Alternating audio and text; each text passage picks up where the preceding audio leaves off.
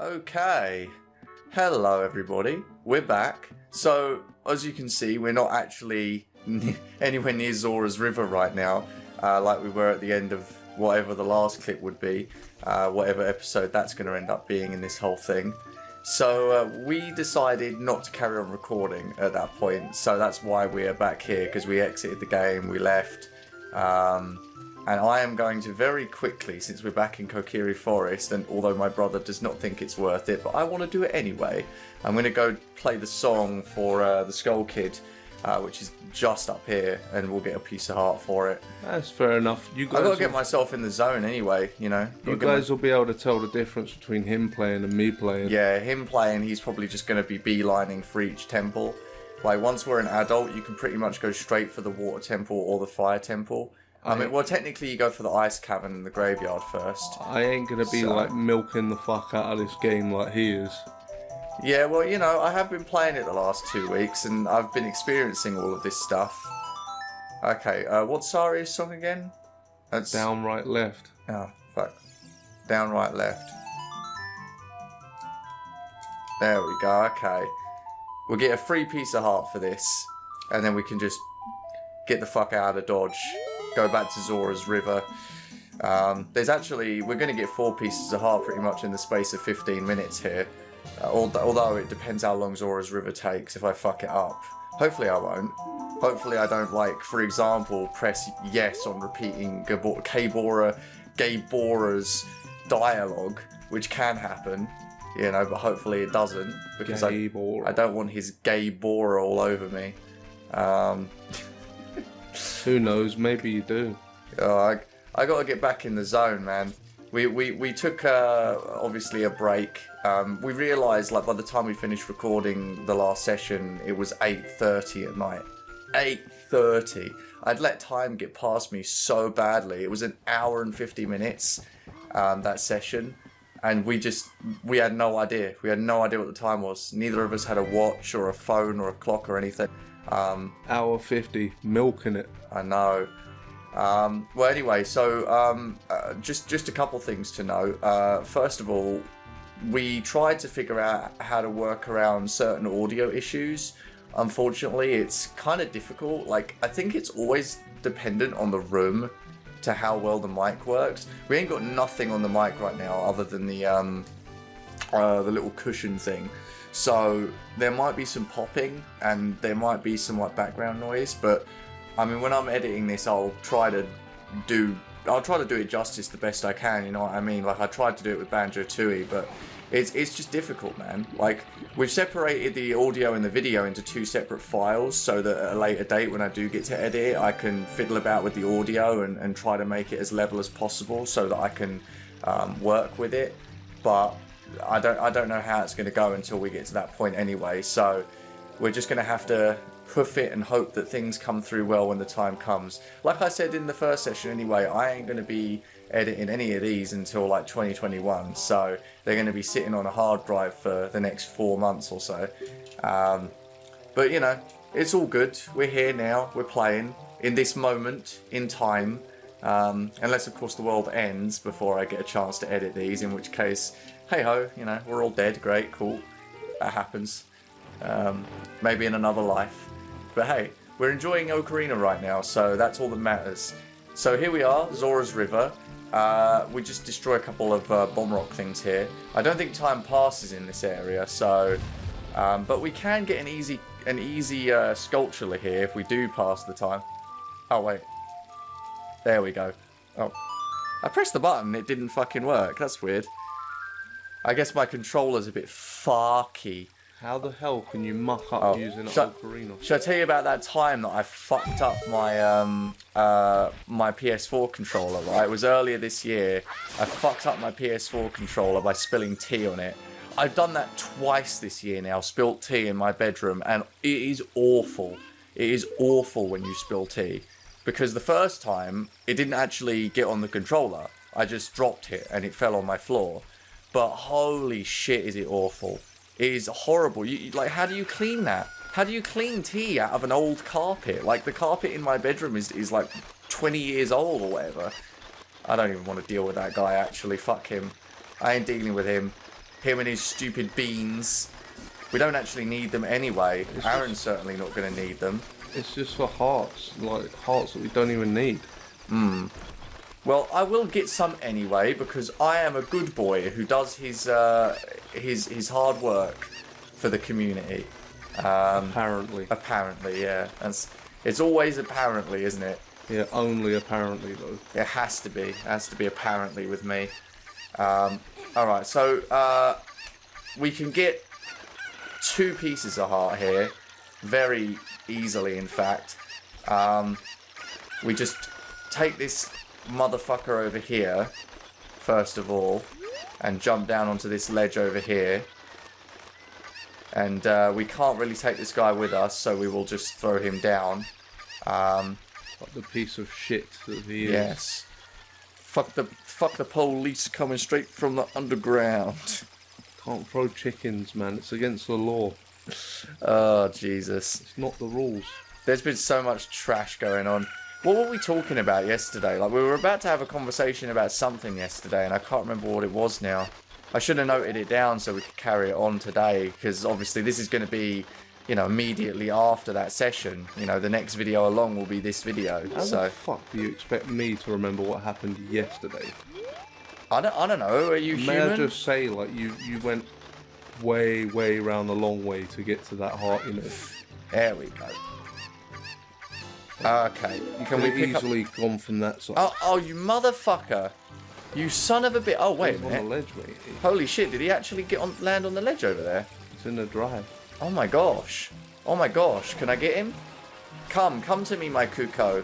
Come to me, my Kuko. Come to me. There we go. All right. Before he kamikazes himself into the river. Easy peasy, lads. Easy peasy. I'm only doing this because I can. I ain't doing it for any other reason. It's just extending the whole playthrough, though. You know, because once we get to Adult Link, like, you're gonna see how quickly things are gonna progress. Oh, come here. No, do not. Do not. Not when I have treated you with such respect. Please. No, come to me. There we go. Okay, right. Jesus, I have treated you with such respect, Kuko. Do not treat me this way.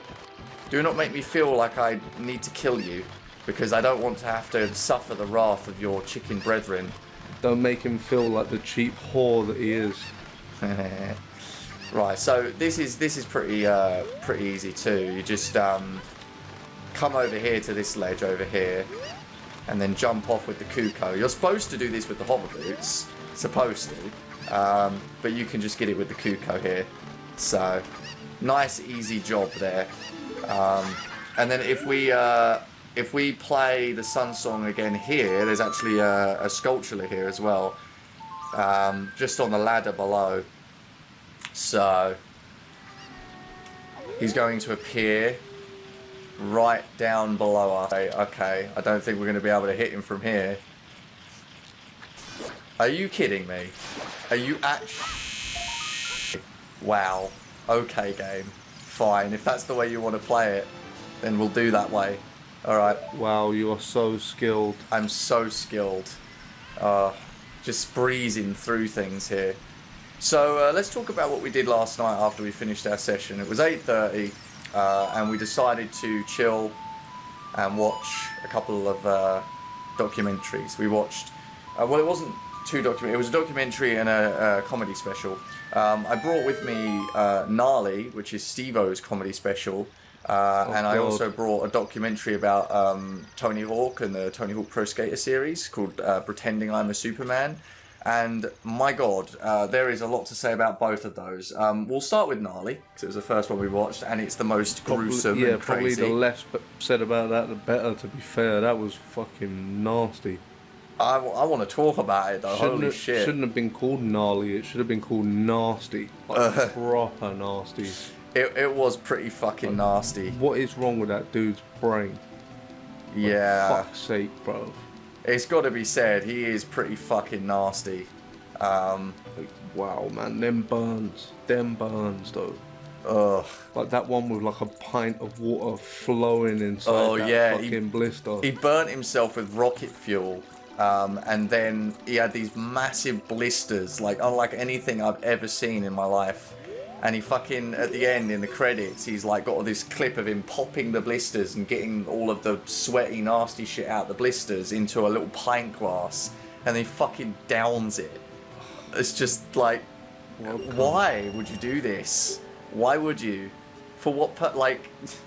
Oh, and the fucking one where he gets Chris Pontius to come to his house and come in a condom and then tie it up, and he swallows the condom in front of his dad. In front of his dad, and then he shits the condom out less than a day later, you know, because he's healthy and his body digests stuff quicker nowadays. But yeah, so he shits it out, takes it to show his dad because he's so proud, and then on stage in his comedy special, he fucking takes out the shitty condom, right, and says, "I could not throw the condom away." And he eats the shitty condom in front of his dad again, and it's just, and in front of Chris Pontius as well. It's honestly just the fucking grossest thing. Alright, I think this is the last one. There we go. That is some nasty shit, man. Oh my god, like, Steve-O is crazy. Like, despite being sober, the guy is still absolutely fucking nuts. But you gotta love his conviction, though. He really does try to be, like, the craziest person he can be. We'll get rid of the fairy. What a waste of a fairy. Actually, no, we don't need to do that. We're going to be going to Zora's Domain and getting a free bottle anyway, so we can use that bottle when we've got the stupid letter out of it. Always need a fairy. Well, yeah, anyway, so that was the gnarly. We could probably say more about it, but like Aaron said, it's so fucking nasty. Holy shit. Yeah, that was bad. And there's a reason no one wants to publish it either. Steve-O had to literally publish it himself on his own website because nobody else will host it. No one, everyone refused to fucking host that show. And I don't think there's going to be a DVD release for it either, unless Steve-O can find someone to print the DVDs. So on stage bragging about international drug smuggling using a condom, and oh, he's so proud of that, man. He's so fucking proud of it. I don't think I've ever seen someone so proud of just being a dickhead. Like, ugh, God, it's so fucking gross. It's like, so gross. Gets arrested and facing jail for like 3 years, but he's just pure happy because he's famous for it. Ugh. Like, he's in the newspaper, but it's like 3 years, dude. In like a Norwegian fucking jail. Alright, let's collect this dumbass bottle.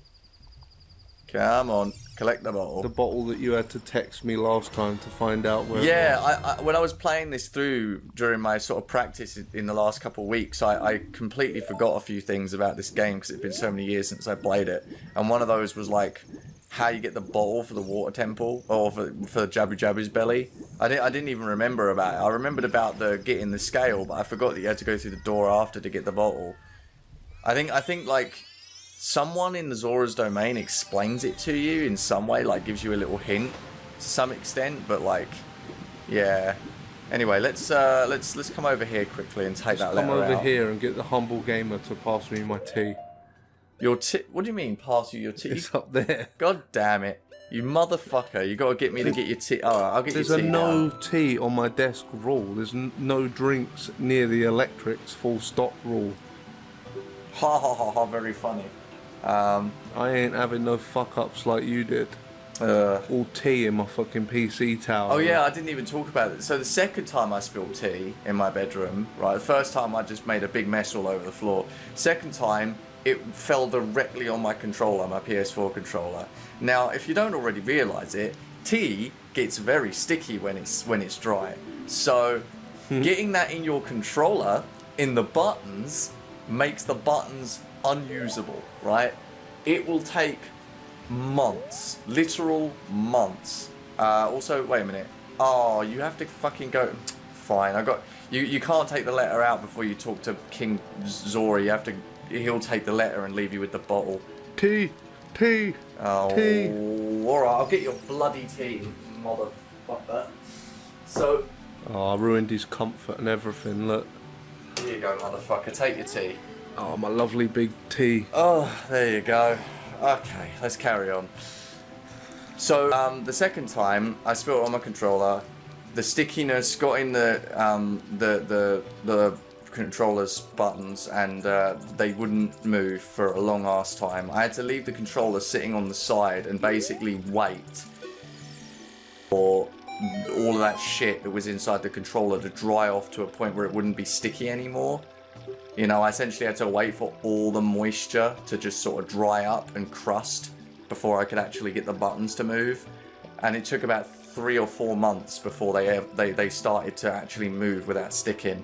And at this point, I think most of the crust, like in terms of what used to be sticky, is now sort of gone. So the buttons all kind of work again.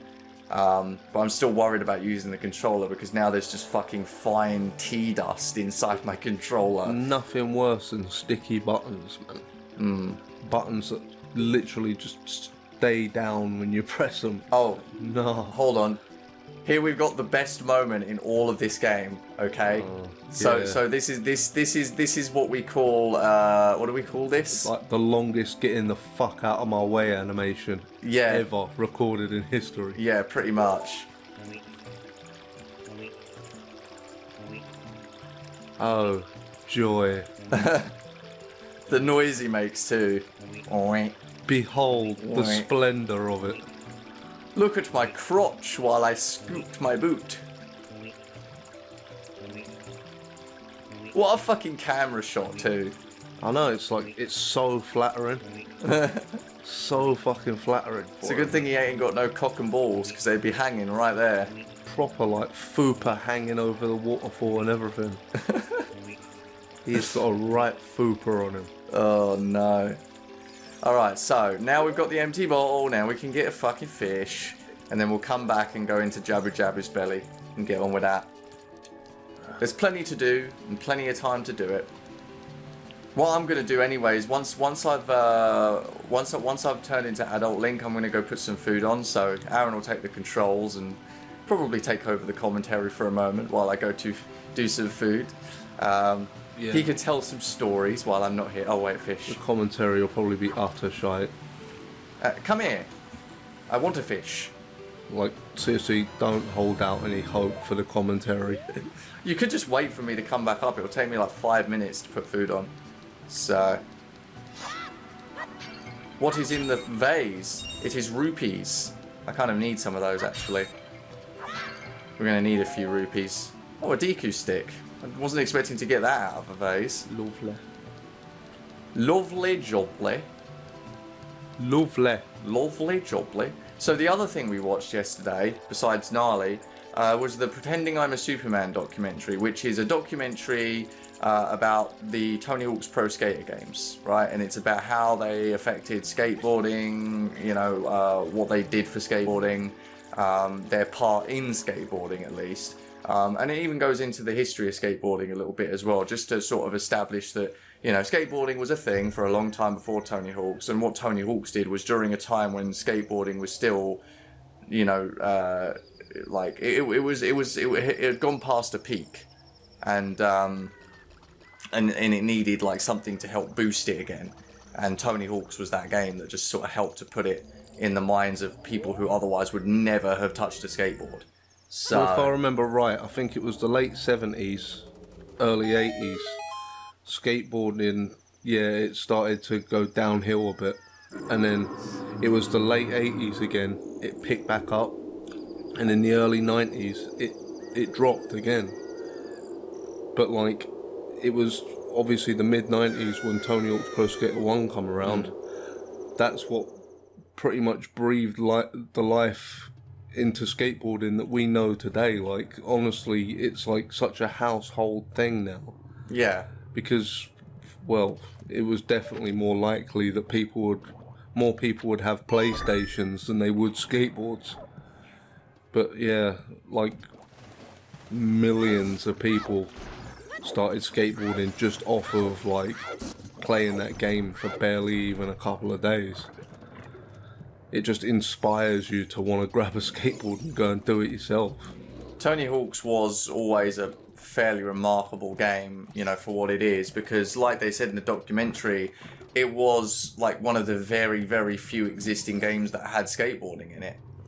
You know, at that time there was like, you know, only a few games that even featured skateboarding, and only 2 that really featured it prominently, Skate or Die and 721 that they talked about. Yeah, Skate or Die and 720. Oh, Yeah. and California games. But that was only featuring skateboarding. That wasn't like primarily skateboarding. It had like 2 sports on it, yeah, and one of them was just vert skating. Yeah. So skateboarding didn't really have like that game. It didn't have a Mario 64 or a Zelda or a Crash, or, you know, in terms of the genre, it just didn't have anything to go for it. And you know, obviously Skate or Die and 720 were both games that definitely like people were interested in because of the skating, but there was no skating game that was that game for people to get. Oh, what was the name of that other skating. one as well? That one looked really cool. Top Skater. Yeah, the arcade one with the actual board. Yeah, that actually looked really good. Like I'd enjoy playing that if I ever found a machine. I doubt you'd ever find one. They're probably very rare nowadays. But yeah, Some shitty old arcade at the seaside might have it. My experience with Tony Hawk's pretty much boils down to I like number 1 and number 2, but like I've always liked 3 and 4 better, mostly because they're a little more interesting and understandable for someone from my generation. Pro Skater 1 and 2 are simple in concept, but in execution they're very hard to pull off. Their controls are quite difficult to get your head around if you're not used to it. Like one is so fucking hard. It's like controlling a washing machine up and down a skateboard ramp. Like honestly, the physics on that game are what make that game so fucking hard. They improved it in number 2 though. Like the stats were so much more like effective. If you know what I mean, it's like on Tony Hawk's 1, just something simple like getting the secret tape on the downhill jam level, because your character just skated like a lead weight. It just made such a simple line so nearly impossible to do. Like, I mean, even me who's played Tony Hawk's like a lot over the years, there's certain missions on the original Tony Hawk's 1 that I just outright cannot do. They're just not doable because of the physics. I mean, I imagine there's people out there that have 100%ed that game, but I can't fucking do it. Tony Hawk's 2 I can. I can totally destroy Tony Hawk's 2. Okay, right. Well, you guys can just carry on bubbling your way across the hallway there if you like. I need to hit that. Just another piss easy level, this one. Fucking bubbles! Don't mess with the bubbler. Oh, not this motherfucker. God damn it. Oh shit, okay, I need the fucking Deku shield out. Well, yeah, like, I always enjoyed Tony Hawk's Pro Skater 3 and 4, and my favourite Tony Hawk's were always Underground 1 and 2. Like, I know a lot of people didn't really like those games, but I really did, and I don't know, I thought they were more well established. I liked Underground 1 because it did have a feeling of realism to it. They completely removed any credibility and realism in the second one.